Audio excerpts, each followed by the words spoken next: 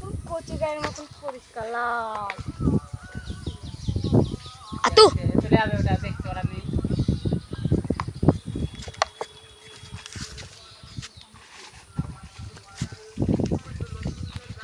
ও চলে গেছে ওইখানে।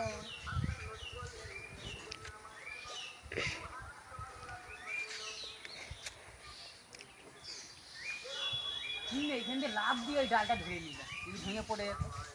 পড়ে গেল, বাচ্চাটা পড়ে গেল। ভেবেছি এটা আমার নিয়ে আসবে। যাদের বাচ্চাগুলো খুব সাহসী ওরা।